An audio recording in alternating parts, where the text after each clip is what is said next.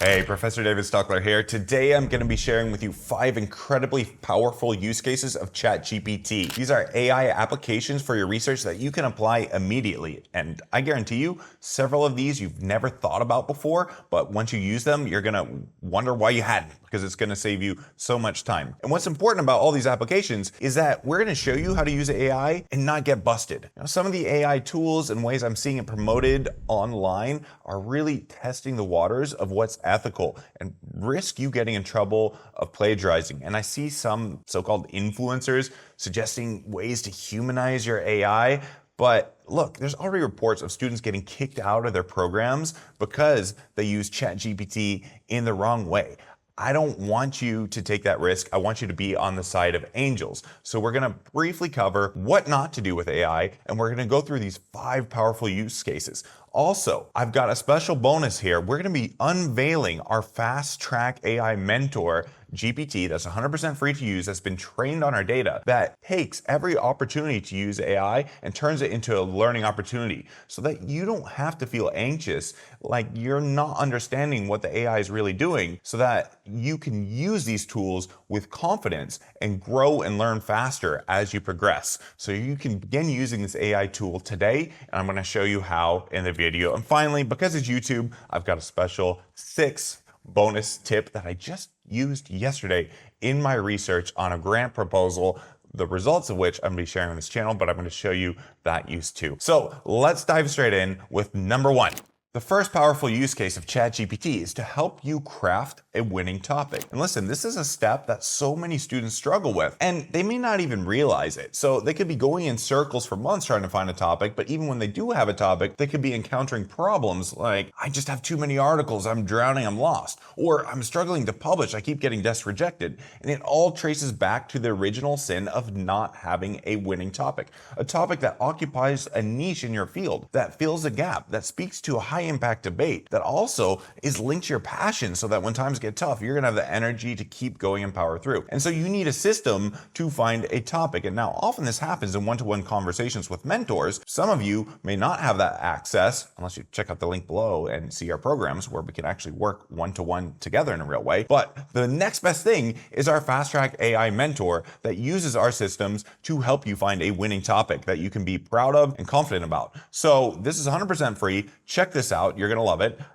What you need to do, come here to Explore GPTs, and you're going to type in Fast Track Mentor, and that's going to pull up our GPT. This GPT is going to use the most powerful available model of ChatGPT that you have. So if you have Pro version, you could use 01 Pro. I'm using in this example of the use case 4.0 because that's what most people currently have access to. So I have an example here that's a common starting point for a lot of researchers who might just have a broad theme like income inequality, but they need to find a topic on for their literature review. So just pop in, help me find a topic for a literature review on income inequality. And you'll see what's different. Again, under the hood, there's all the power of ChatGPT with the added boost of our systems, saying, let's apply the convergence method from the courses. This is gonna help you do step 1, identify a broad debate. 2, check feasibility. 3, find passion. 4, forecast impact of your topic to make sure you're not duplicating something that's already been done, and make sure that it's gonna have high impact, knowing that you're hitting an area that's live and active in the field. And it's going to give you a set of ideas. Now, looking at these ideas, how it began to refine income inequality, seeing that it's too broad is already intersecting it with something else, such as universal basic income.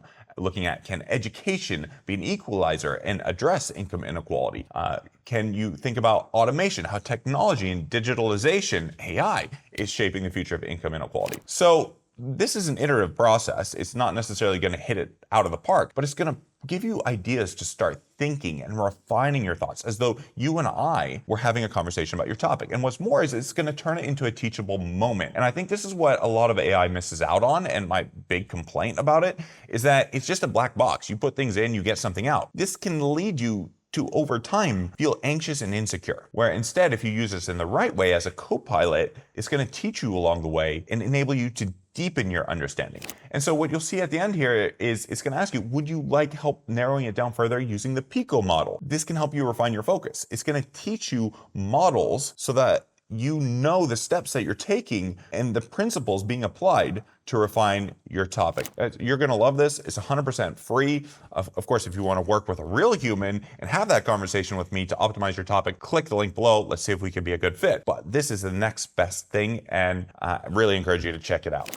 The second powerful use case that I just used the other day with a student who was doing quantitative analysis for the first time is to help you clean your data. This is one that you may not have thought about before, but if any of you have worked with large data sets, you know how painstaking cleaning and manipulating data can be. And sometimes you need to find an efficient algorithm for filtering that data and getting it exactly how you want. And right, I work across platforms, R, SPSS, Stata, Excel. Depending on that platform, there can be different code and logic to use, and that's where this Chat GPT model is gonna save you so much time. So here I pulled up a relatively simple example where I had a column of dates, and in those dates, I wanted to extract just the year from those dates in a cell. And I simply put in a screenshot of the cells I was looking at and asked Excel, what code do I need to create a new column with just the year? I couldn't remember at the time. I could have found it out, but I would have had to dig around for a while what the code was. And it says, hey, Excel's got a built-in year function. So here's the command. I pop that into Excel,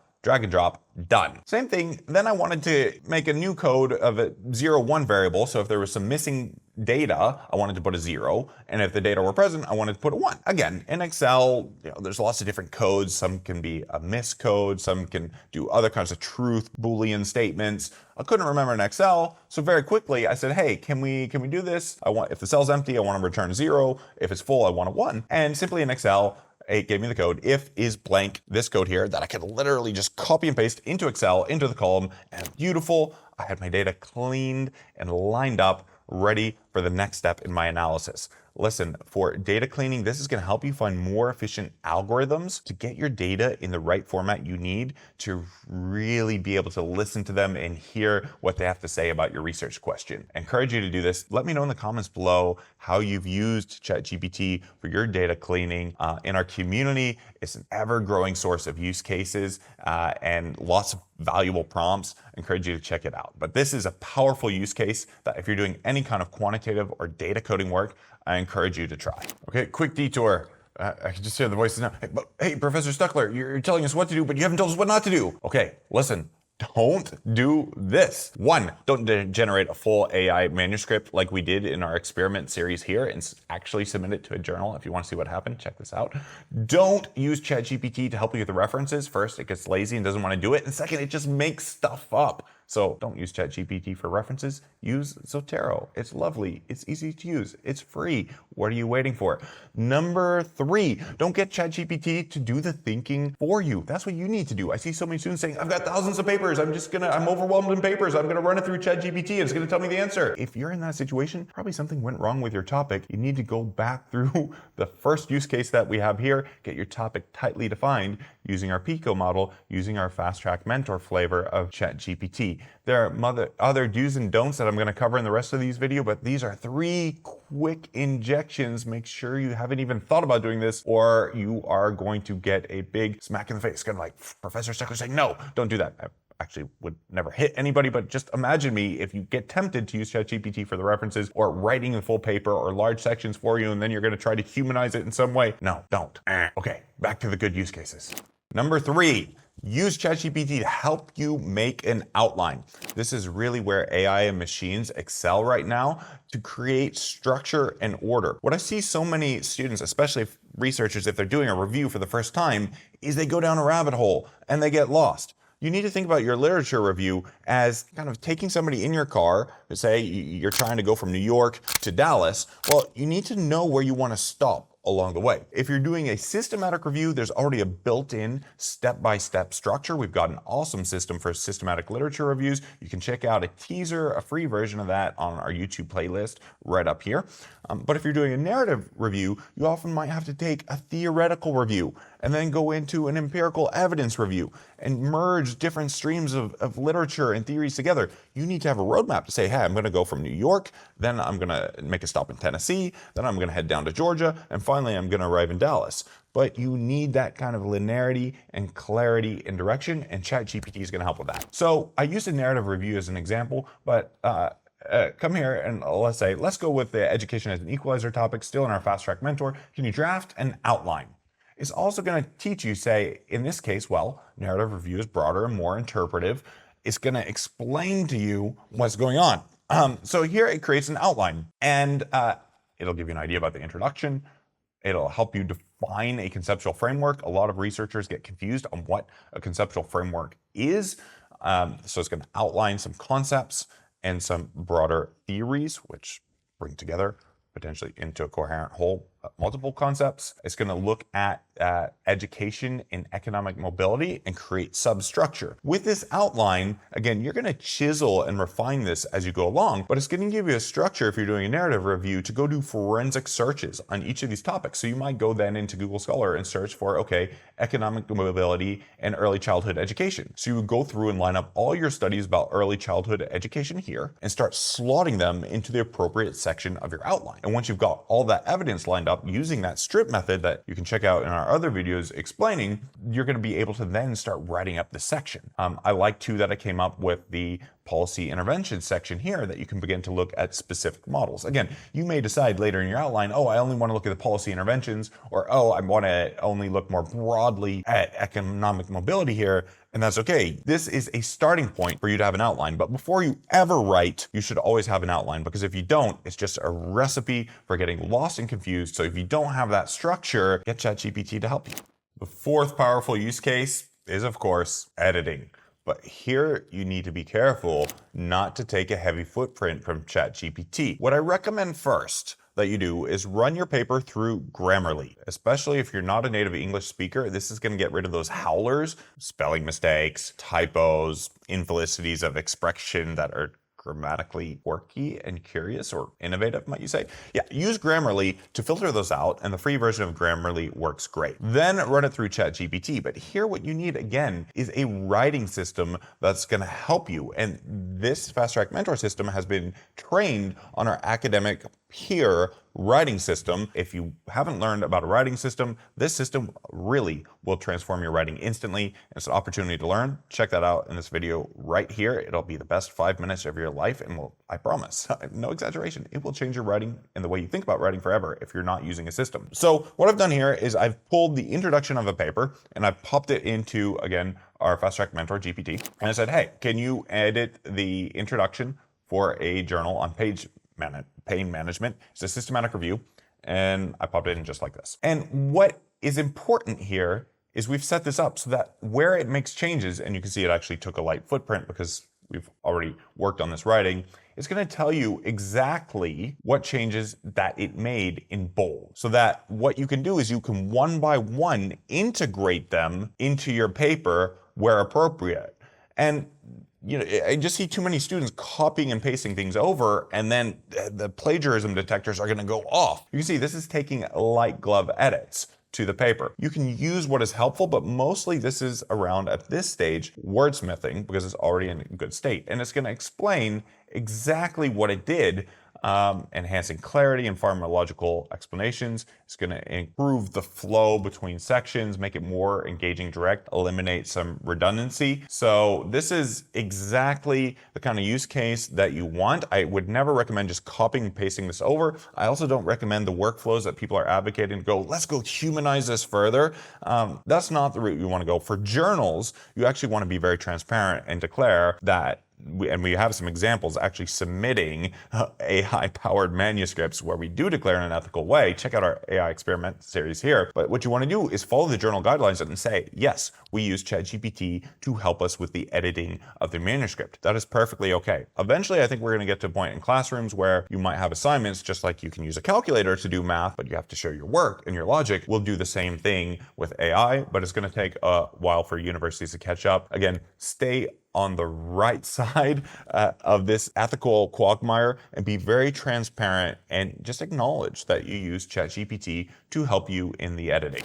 Fifth powerful use case, and this is tremendous for any researcher, peer review. Yes, that's right. Get ChatGPT to provide a peer review from the perspective of the journal you're targeting. How nice would it be if you could get peer-reviewed feedback from a quasi-expert to avoid any rookie mistakes or things that are easy to tweak and fix before you submit to the journal? That's what Chat GPT can do. Now, if you're interested in a real community, we actually have an internal peer review channel inside our community where right before submitting, our researchers submit and tap the power of community from all of our collective feedback to strengthen the manuscript and get a real peer review. But I digress. Let me come back to what you can do with ChatGPT. So here I said, and it's important to get the prompt right, copy my prompt if you like. And inside our community, we've got a lot of prompts for these use cases in our AI templates. Say, please provide a peer review from the perspective of a pain management medical journal in the systematic review manuscript. Highlight weaknesses and strengths structured as major and minor comments. Now, if you scroll down, you will see that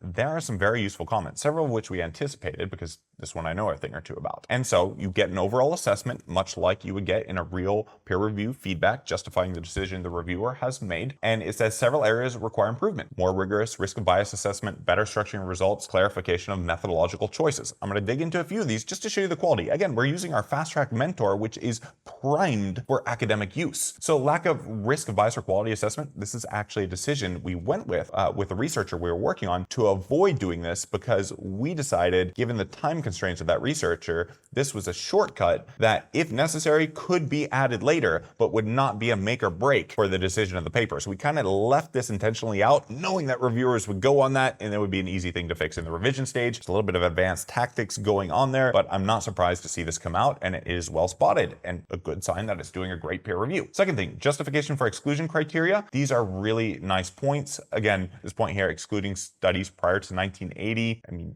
in this field, those are quite old, and medical studies may not be necessary, but is a good point to consider. And you can see the thoroughness in this peer review in really identifying these details. And again, that's because this has been trained on our data on the right way to set up inclusion and exclusion criteria and doing things. Same thing, justification for not conducting a meta-analysis. We're aware that's a weak point, but again, as this researcher was doing a systematic review for the first time, we suggested knock out the first part of the systematic review. We can bolt on a meta-analysis later if the reviewers ask for it, but we put in a justification for why we felt meta-analysis was not appropriate here. But again, likely won't be a deal breaker for the paper, and we'll be able to take this on the revision stage. But again, I hope you can see that these are very helpful results. And as it gets into minor comments, it's going to actually make suggestions on how to revise specific sentences. So it turns it into a teaching opportunity. It's also going to help spot little glitches in the citations. And believe me, when you're using a reference manager, these little glitches in the citations can creep in. This has happened to me many times. I wish I would have had this tool over the decades I've been publishing papers, because this does happen. Often it slips through, and when the paper gets published, it's not a deal breaker. It's not something the reviewers often pick at, but the editors and the copy editing will fix it. But still, this is nice that it spotted these little things. Grammarly should have caught this already. And then some things I disagree with. Palliative care is repeated excessively. I like actually using the same terminology to avoid potential confusion, but it gives you, using our tool, an actual decision. Major revision required that you can see. Highlights the strengths and areas of improvement. Guys, this is a transformative tool. If you don't have access to a community like ours where you can get real peer reviews from humans, this tool that we've trained for you is the next best thing.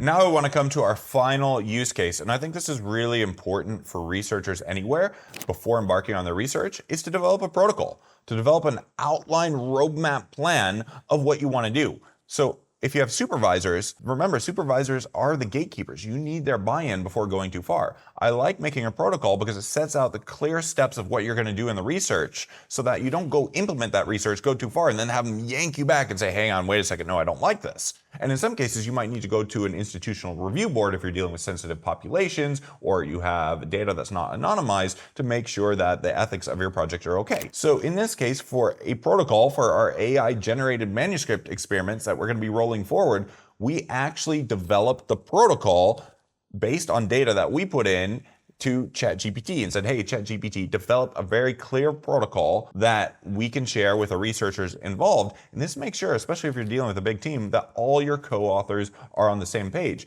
And by creating this in such a clear way, it enables them to give you better feedback and avoid potential misunderstandings that can happen later on. If you're not developing protocols for your research, if you're not keeping that log as you go along, you need to start. So there you have it. 5 with our extra bonus, incredibly powerful use cases of Chat GPT. There are more, but these are some of the most common ones that I've found you can do in the right way without getting yourself into trouble. Just a reminder again, what should you not be doing? Not getting Chat GPT to do the references. It's improved, but it still hallucinates references. You shouldn't be getting Chat GPT to do the original human thinking in the interpretation or the real deep analysis, but again, have it work as a co-pilot alongside you to do what machines can do best, which is really speed up some of the processing, help you find algorithms to clean up data, help you make these micro tweaks and massage your data, and using our Fast Track Mentor, use it as a learning tool and opportunity so that not only do you improve, but you gain confidence